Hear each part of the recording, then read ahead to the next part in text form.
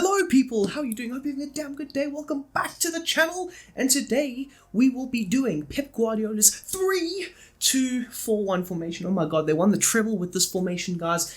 And you know what? Pep's a damn mastermind. He's a genius, but he's not better than Sir Alex Ferguson. But that's not here, not there. We're going to get into it, of course. We've got the big man Erling Haaland up front. We've got Jacko Boy Grealish on the left wing. We've got Kovacic on in the middle. He's playing the Gundogan role, of course. I update my FIFA as things go, and Gundogan's been released by Man City. That's crazy to me. I mean, how do you release your captain that's just helped you win a treble? Single-handedly winning you the treble, essentially, by scoring both goals in the FA Cup final. Anyway, neither here, neither there. Kovacic, he's going to come in, so he's playing the Gundogan role. Kevin De Bruyne, in his role. Bernardo Silva. Of course, we've got Johnny Boy Stones. We've got Rodri. Some say he's the best DM in the world. I say he's second. Only to Casemiro, though. And having no Partey conversations up in here. Then we've got Nathan Ake. We've got, well, of course, Edison. We've got Diaz. And then we have got Akanji. Now, of course, on our bench, we've got Mahrez, Alvarez, Foden, who will be played more as a midfielder. Kovacic role. Maybe De Bruyne's role. We've got Phillips, of course, Ortega, Cancelo. He's back from his loan. And we've got Kyle Walker. And then we've got some of these boys here. But for the gameplay that you will see above me, this was more or less the team I went with for the Champions League final, of course. I slapped up Inter Milan. And I think in the first half, we had like 68% possession. And it was because of this formation right here. So smash the like button. Subscribe if you are new. I'm trying to grow my channel, peeps. Please show some love, show some support for fuck's sakes, and let's get on into it. Okay, off the bat, we've got tactics. Okay, Pep Guardiola-esque. So constant pressure, right? It does screw you over a fair amount. I mean, we've noticed. I've said in the past, stamina is not a thing when you have a constant pressure on. So yeah, make sure your stamina is quite good in this team, and make sure you're rotating, especially if you are playing in career mode. Rotate your team as much as possible, and that's probably why Pep wants the likes of Declan Rice to come into this midfield, because the midfield's lacking quite a bit, especially when you have like damn near 6 midfielders, if you include the wingers.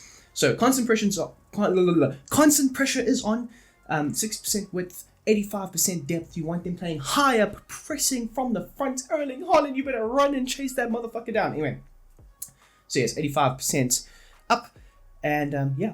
As for the build-up play, we've got slow build-up and we've got possession-based. I've gone with 70% width, so you want your wide players very wide and then drilling the ball in to the likes of Erling Haaland, Kevin De Bruyne, Kovacic, aka Gundogan, so on. So yes, and then players in the box, we want every single play we can possibly get in the box there, but not too much, because if you put that much, like it's a madness. So we've gone for 8. Corners, we've gone for 3. Free kicks, we've gone for 3. You could even put this to 4, but because you don't have that much defense, put it on 3. Rather be safe. You've got like Kevin De Bruyne and Erling Haaland up front. You don't need that many bodies up front. Erling Haaland's going to bang the goal. Okay. As for the instructions, now peeps, I have got other tactics to go over for this set of tactics as well, so stay tuned. Anyway, as for the instructions, we've got Edison on come for crosses and as a sweeper keeper. We've got Ruben Diaz as our main holding man in the middle of the back three. He has got aggressive interceptions on, and that's it. As for Ake and Akanji, they are set up the exact same way.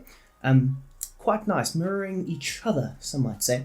Join the attack for them and stepping up. So you want them to run up into the midfield, more or less creating a platform with the likes of Rodri and Stones, and allowing them more freedom to get forward and attack more. But yes, they need to step up, they need to be more progressive with the ball, and it opens them up a lot more for passes. You'll see in the gameplay, up above. As for Johnny Boy Stones, a very, very weird but great role for him. He is amazing in this role, and I honestly think Declan Rice could be perfect for this role as well, but neither here nor there. John Stones, tight marking, stay back while attacking. Of course, he is more or less that 4th centre-back that steps into the midfield, and we are playing him as a right-sided DM, my bad. And he is the deep line playmaker. He is the playmaker in this team that's going to get the ball from defense to midfield or defense to transitioning attacks. Okay, as for his midfield counterpart, Rodri, we've got set on cutting passing lanes. He's going to be the guy that just positions himself so well and intercepts everything. He is going to be the brick wall in front of that three-man defense. He's going to stay back while attacking, of course, cover the center, and just stick to his position, really. Okay, as for Gundogan / Kovacic / whoever he wants in this role, or whoever City decide to really sign will be in this role. So basically everything is normal except for that. Get into the box. We've seen Gundogan get into the box numerous times this season, score some really good goals by him making just a little bit of a late run just behind Haaland. I mean, I think it was the Everton game, we saw him score that amazing kick where he flipped it up and kicked it over, and Jordan Pickford was wrecked. And point being, get into the box. That is his role. As for Kevin De Bruyne, we got him on get forward. He's going to be that guy that plays off the shoulder more or less of Haaland, but at the same time, he's not going to get into the box. He's going to stay on the edge, and he's going to drift wide so he can whip in those beautiful damn crosses. Spam cross, and Erling Haaland's going to spam header. Bang. Okay, smash that like. Okay. As for the wingers, both of them are set on the exact same, but we're going to go with Bernardo Silva here. Come back on defense, stay wide, come short, and get into the box for crosses. As you can see here, Party Boy has got the exact same set of instructions, and basically what I've said earlier is it allows you to maintain width and allow more players like the Kovacic's, like the De Bruyne's, like the Stones and Rodri's, just to have more space in the midfield to work with. And of course, it drives the opposition crazy because then their fullbacks get confused because there's so much space between them and the centre backs. Pulls a lot of players out of position. True masterclass from your boy Pep Guardiola. And then as for the big man, Erling Braut Haaland, we've got him on central. Well, stay central, get him behind. He's got damn near pace to burn. And then stay forward. Here's your focal point going forward. Here's your focal point scoring all the goals. That's why he scored 50,000 million goals this past season. So yeah, then, right?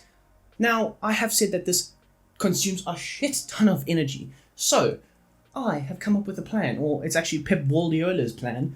You're going to get tired, things are going to happen.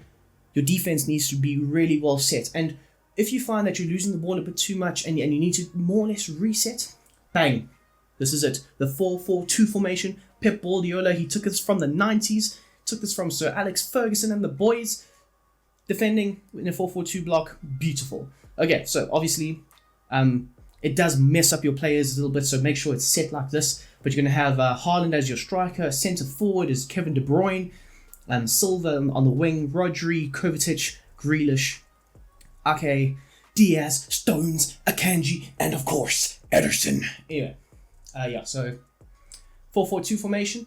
As for the tactics, you can have it on constant pressure, but I've gone with pressure on heavy touch, because obviously if you're trying to defend, you're trying to catch your breath, and if you're just burning out your players, your players are going to be in flipping coffins and shit at the end of the season, halfway through the season, who knows. So pressure on heavy touch, that works out quite well. Depth, you want it set quite high. You can even have it higher if you want, but I've gone with 80 to be safe. 60% width, of course, and this is where Pep evolved this season. He processed that his team is very vulnerable to counter-attack, so he's like, let me implement those tactics against those teams that counter-attack against me, and he did.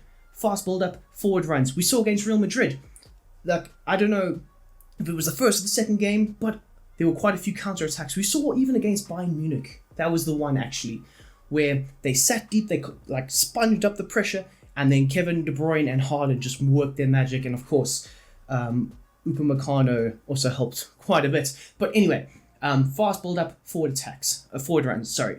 As for width, 70%, so you're still going to maintain your width quite a bit when you're defending, but it's fine. Place in the box. So I think we were on 8 for the last one. This one we were on 7. Just be a bit more cautious when you have it. Corners, put it on 4. Now that you are a bit more cautious, you can have a few more players in the box. Free kicks is set on 3.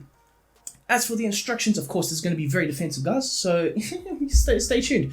Come for crosses, sweeper keeper, Ederson, standard. As for these boys, they're going to stay the same.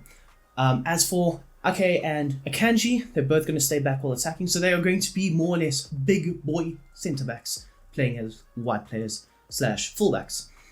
So yes, as you can see there, Ake, that's his instructions, and Akanji, that's his. As for Kovacic and Rodri, we've got them both set on stay back while attacking, and more or less balanced. Of course, even for your wide players, you're going to have them both on come back on defense and come short. You want them to more or less interchange passes and open up more spaces for in the opposition for your players to run into and make short work of it.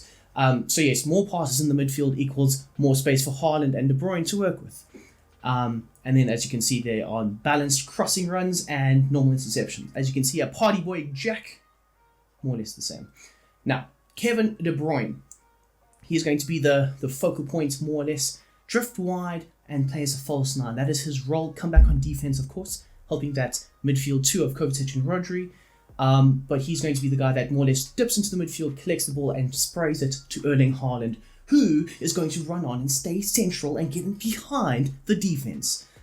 So yes, that is my set of tactics for Pep Guardiola's new tactics for this past season. I know it's very late, the season's done, they've won the treble, but it's never too late to smash that like button, subscribe if you are new, and I hope you guys have a damn great day.